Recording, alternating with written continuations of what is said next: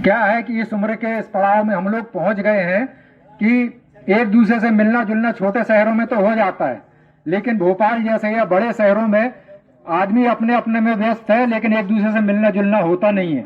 तो कुल मिला के हमारा ये एक उद्देश्य रहता है कि 2-4 प्रोग्राम कम से कम साल भर में हम लोग ऐसे करें कि आप लोग आसपास के 25-50 किलोमीटर 100 किलोमीटर दूर के लोग आए और एक दूसरे से देखिए। यूनियन तो चलती रहती है, मांगे भी चलती रहती हैं, समस्याएं जिंदगी में कभी खत्म होने वाली नहीं है, लेकिन हमारा मूल उद्देश्य यह है कि अब जिंदगी के ये हम लोग क्या है कि 3 पड़ाव तो पार कर चुके हैं। अब ईश्वर के अनुकंपा या उनके बोनस पीरियड पे हम लोग अपना जीवन गुजार रहे हैं। हमारा उद्देश्य भगवान ने हमको जो अभी तक दिया है उसके लिए हम सब शुक्रगुजार हैं, उनका धन्यवाद करते हैं कि हमारी अभी तक की जिंदगी बहुत अच्छी गुजरी है। आगे भी ईश्वर से यह कामना है और एक दूसरे का सहयोग, एक दूसरे के प्रति भाईचारा और सौहार्द के बल पे ही हम लोग आज भी आगे हमारा जो शेष जीवन है वो बहुत अच्छा गुजरने वाला है, ये हम उम्मीद करते हैं। सवाल ये है कि जैसा कि मीना जी ने बोला कि हमको उस आदमी का, एक अकेले आदमी का एहसानमंद होना चाहिए पूरे पेंशनर समाज को।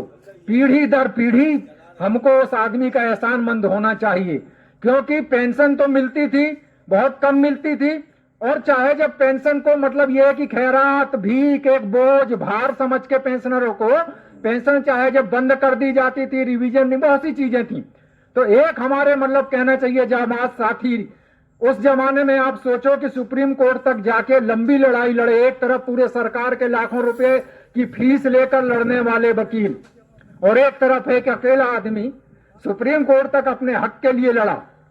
और सुप्रीम कोर्ट का वो ऐतिहासिक फैसला जो 1982 में आया, उसी का फल है, उसी का परिणाम है कि आज हम एक सम्मान पूर्वक जीवन जी रहे हैं। और आज की स्थिति यह है कि एक पेंशन को खैरात नहीं समझा जाता, पेंशन को कोई उपहार, कोई आपके लिए भीख नहीं समझी जाती। सुप्रीम कोर्ट ने हमको यह अधिकार दिया है कि हमारी पेंशन एक हमारी प्रॉपर्टी है।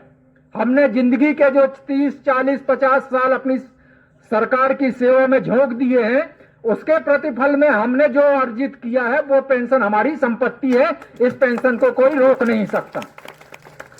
तो उस आदमी को सत नमन है और उससे हमको प्रेरणा लेना चाहिए।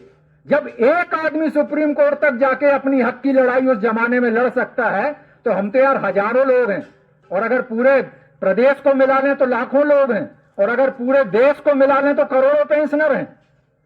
तो आज हम लोगों को, मेरा उद्देश्य कुल मिला के ये सब प्रोग्राम वगैरह करने का यही रहता है कि यार कम से कम जो लोग जागृत हो सकते हैं, जितना सहयोग दे सकते हैं उतना तो करें। क्योंकि एक थोड़ी सी चीज बोलता हूं मैं कि पूरा जो निचोड़ है हमारा, सरकार हम लोगों को, आपने देखा होगा, मैं राजनीति में पढ़ता नहीं हूं, लेकिन पेंशनरों की जो दुर्गति पिछले 5 साल में हुई है, वैसी दुर्गति कभी नहीं हुई।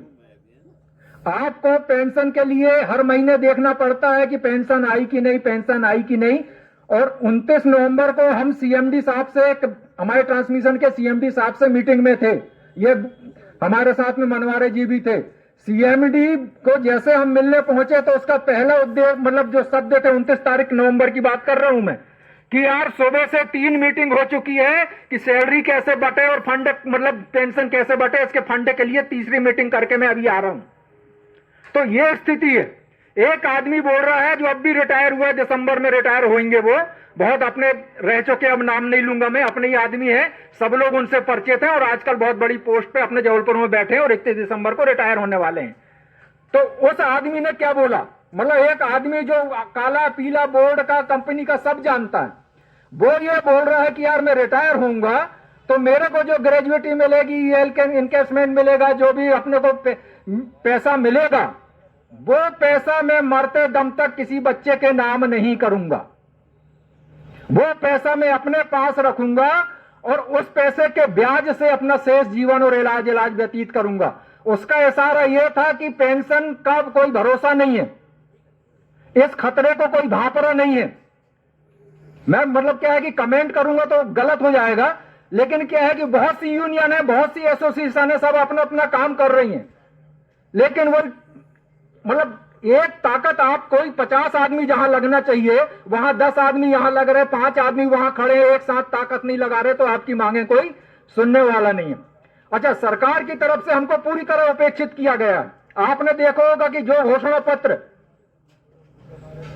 जो सत्ता में नहीं था उनने तो आपके दुनिया भर की मांगे पूरी करने के लिए लिख दिया था, लेकिन जो सत्ता में था उनने अपने घोषणा पत्र में कर्मचारियों और पेंशनरों के लिए एक शब्द नहीं लिखा। आप मतलब अभी भी देख लो, पेपर में उनके एडवर्टाइजमेंट निकल रहे हैं, तो पेंशनरों के लिए, कर्मचारियों के लिए एक शब्द नहीं है। हमारे आदरणीय प्रधानमंत्री आदरणीय मोदी जी ने एक नया विभाजन किया है, बोले हमारे इधर जात पात नहीं है, हमारे इधर सिर्फ 4 जाति है, किसान, युवा, महिला और गरीब। मैं यह पूछना चाह रहा हूं कि आदरणीय हमारी गिनती काय में होगी? गरीब में आपको नहीं, गरीबी में करो तो हमको सुविधा दो, समझ रहे हैं आप ना? गरीबों के लिए आयुष्मान योजना है, गरीबों के लिए मकान है, गरीबों के लिए फ्री अनाज है, दुनिया भर की योजना है।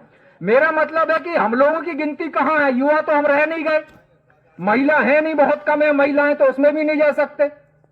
गरीब हमको आप मानते नहीं हो, किसान बहुत छोटे कुछ लोग होंगे अपने बीच में, बाकी किसान भी नहीं करते। तो मतलब कुल मिला के कहने का मतलब है कि सरकार का नजरिया हमारे लिए, लेकिन जो एक सरकार की समझ है या जो आपको समझा गया अभी 6-7 साल 5 साल में, मैं किसी पार्टी की बात नहीं कर रहा, किसी सरकार की, मैं तो सिर्फ सरकार की बात कर रहा हूं, जो सत्ता में है उस सरकार की बात कर रहा हूं। उस सरकार ने आपकी ओर कोई ध्यान नहीं दिया। आपको क्या छोड़ो, हम तो बहुत छोटे संगठन वाले हैं, बड़े बड़े संगठन जिनमें कई उस जिस मद में उसका प्रोविजन है उसी मद में उस पैसे का उपयोग किया जाए। तो ये तो खैर चलो हो गया। मैं एक शार्ट में करता हूं कि आंदोलन हमने बहुत किए, आपने देखा होगा कि लगातार इसके माध्यम से उसके माध्यम से, और एक सिर्फ एक मांग पे भी आंदोलन हुआ। यहाँ अभी ये ग्राउंड है अपना एमपीवी वाला, इसमें भी ग्राउंड में हुआ, 3-4 हजार 5 हजार पेंशनर हुए कि सिर्फ एक मांग पेंशन मतलब सरकार मतलब गारंटी दे और टेस्टर के माध्यम से, ट्रेजरी के माध्यम से पेमेंट करे। कुछ नहीं हुआ उसमें। तो हम तो ये कह रहे हैं कि आंदोलन चलते रहे, आंदोलन करते रहो। मैंने 4-5 केस, मैंने का मतलब मैं बोल रहा हूं तो कृपया इसको अन्यथा ना ले।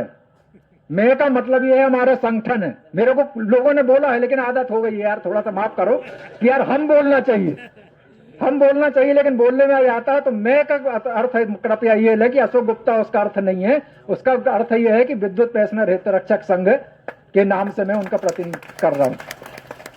तो हमने ये मतलब किया कि आंदोलन करेंगे, जो भी आंदोलन करेगा उसका साथ देंगे, और भगवान की दया से जितने आंदोलन हुए उसमें हितरक्षक संघ ने बढ़ चढ़ के प्रदर्शन किया, भाग लिया, नगद कंट्रीब्यूशन भी दिया।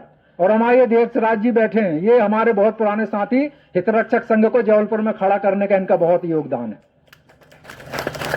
मतलब जब हितरक्षक संघ का कोई हित और रक्षक को भी समझ नहीं आता था कि ये क्या है, तब से हमारे साथ में है और बहुत पुराने बहुत अच्छे साथी हैं। और आज स्थिति जबलपुर में यह है कि जबलपुर जैसा एक नाम लेवा नहीं है किसी यूनियन का, और हितरक्षक संघ में आज इतनी जमदारी है।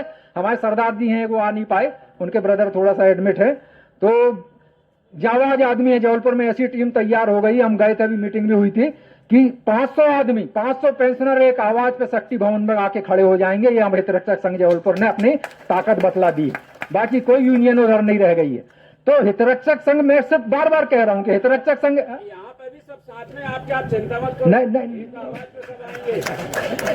नहीं हमारा जैसे आज भी जो है, या इसके पहले भी हमारा विंध्य प्रदेश, आज वहां से दूर हमने बुलाया भी नहीं क्योंकि ये लोकल कार्यक्रम था अपना आसपास वालों का। विंध्य प्रदेश में 16 जिले हैं, 16 जिले में हितरक्षक संघ अकेली ऐसी है, दूसरा कोई नाम लेवा नहीं है किसी का। इसलिए कुछ लोग अपने हितरक्षक संघ की प्रगति से, उन्नति से द्वेष भावना रखते हैं, अपने को नीचे खींचने की कोशिश करते हैं। हमारा किसी को नीचे गिराने का उद्देश्य बिल्कुल नहीं है। हम अपनी लकीर, आपकी लकीर आप खूब बढ़ाओ, हम उससे बढ़ के कॉम्पिटिशन रखो, प्रतिस्पर्धा रखो, एक दूसरे से दुश्मनी मत रखो।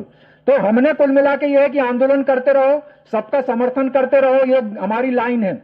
और उसमें आगे भी मैं समर्थन चाहूंगा कि इसके साथ साथ जिस पॉइंट पे गवर्नमेंट टोटल ध्यान नहीं दे रही है, या मना कर चुकी है कि हम तो नहीं देंगे, इसके लिए आप कोर्ट केस लगाओ।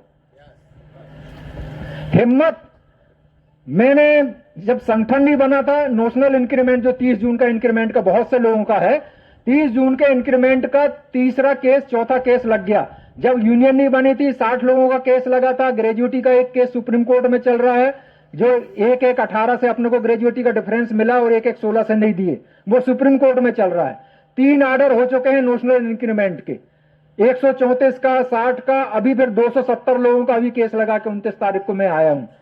तो केस इंक्रीमेंट वाला लगाए हमने, एसओ की ग्रेड पे वाला, जो ज्यादातर हमारे आदमी बैठे हैं 3 क्लास एम्प्लॉइज को मैं बता रहा हूं, 4 क्लास एम्प्लॉइज पे जितना भी मतलब कहना चाहिए दबाव करते बना, जितना नुकसान करते बना, मतलब हमारे कोई इंजीनियर बैठे हो तो माफ करना, हर इंजीनियर वैसा नहीं होता, लेकिन अधिकतर इंजीनियर वैसे होते हैं कि जो अपने कंधे पे खूब अपने को भीड़ इकट्ठा करने के लिए अपने को बुलाएंगे कि आओ भाई आओ, ऐसा है, आपके लिए लड़ रहे हैं, आपके लिए लड़ रहे हैं, और जब पूरा खाना पक जाता है तो फिर आपको साइड कर दिया जाता है और माल अपना फिर यही हुआ। आप देखो अभी जो हड़ताल किए थे हमने, और उसके बाद एक इनका मिनट्स ऑफ मीटिंग निकली थी कि भाई ये वादा, उसमें वादा किए गए थे कि हम ऐसा कर देंगे वैसा कर देंगे, एक भी आपकी पेंशनरों की मांग उसमें सब हट गई हो। वो इंजीनियरों का स्केल ऐसा कर देंगे, उसका स्केल ऐसा कर देंगे, ये स्टार वाला पे बैंड खत्म, मतलब कुल मिला के वो जेई और उनसे ऊपर की मांगे के लिए तो आप इस्तेमाल मत हो। मैं इतनी समझदारी आप रखो कि आपका उपयोग भीड़ बढ़ाने के लिए कौन कर रहा है, भीड़ बढ़ाने का मतलब कोई वो नहीं है यार कि अपने को 1500 रुपए दिए, आपको ललचा दिए और आप पहुंच गए। हमारी भी कोई इज्जत है, हमारे ने भी सर्विस किया है। तो इसके बाद एसओ की हमने किया, एसओ का स्केल का, उसमें अपने को फिक्सेशन भी गलत किया गया। आपने देखा होगा जो टेबल 1-1-2006 का है, हमको 1.86 से 86 मतलब 1.86 से फिक्सेशन किया। इनके स्केल में देखो अधिकारियों के में 2.57 और उससे भी ज्यादा 2.62 वहां तक गया है स्केल। कितना डिफरेंस है। और नहीं, और इस डिफरेंस में भी जो एसओ का स्केल है, क्योंकि एसओ के स्केल को इसलिए टारगेट बनाया कि 3 क्लास एम्प्लॉइज कोई भी हो, ऑपरेटर हो, बाबू हो, या और भी उसी कैडर का कोई और हो, ये ज्यादा से ज्यादा एसओ का स्केल 4400 का ग्रेड पे मिलके अपने को जो हायर पे स्केल मिलता था वहां जाके अपना एंड हो जाता था, इसके ऊपर आप जा ही नहीं पाते थे। तो उस स्केल में जहां 16,890 पर इनिशियल आपका पेमेंट जो है फिक्स होना चाहिए था, जो प्रारंभिक स्केल बनता ना, जैसे रिवीजन हुआ तो रिवीजन के बाद एक प्रारंभिक स्केल बनाए जाते हैं स्टेप बाय स्टेप, तो 16,890 पे जहां फिक्स होना चाहिए उसकी जगह उनने 15,390 पे आपको इनिशियल स्टेज पे फिक्स करके फिर आपका टेबल बनाए। तो वो ये हुआ कि हमने मांग उठाए थे, वो मांग तो पूरी नहीं हुई, लेकिन मैं पावर मैनेजमेंट कंपनी के हमारे जो CHRA हैं श्री राजीव गुप्ता जी, उनका भी हम थोड़ा सा एहसान इसलिए मानते हैं कि जो बात मैं बोल रहा हूं उसको उनने राइटिंग में लाए कि भाई इनका फिक्सेशन हमने 16,000 इतने की जगह 15,000 इतने पे किया, जो कि पहले से मतलब ये कम फिक्सेशन किया है, और ये ग्रेड पे भी उसके आधार पे कम है, इसलिए इनको ग्रेड पे संशोधन किया जा सकता है करके रिकमेंडेशन के लिए केस वहां ऊर्जा विभाग को भेजा। ऊर्जा विभाग ने उसको रिजेक्ट लड़ रहे हैं, और आप लोगों से हम अनुरोध कर रहे हैं कि थोड़ा जागृत हो आप लोग। एक चीज हो रही है, देखो मैं उस चीज पे बार बार बोलता हूं, और हमारे जो ग्रुप चल रहे हैं उसमें मैं तो निषेध करता हूं कि किसी भी तरह का राजनीतिक आप कहीं भी रहो यार। अभी हमारे साथ में मैं जनता यूनियन का हूं, ये कर्मचारी कांग्रेस के हैं, वो हमारे भाई फेडरेशन के हैं, मैं कांग्रेस का हूं, उदाहरण बता रहा हूं नहीं तो पता चला कि डिक्लेयर ही कर दिया कि गुप्ता जी तो कांग्रेसी है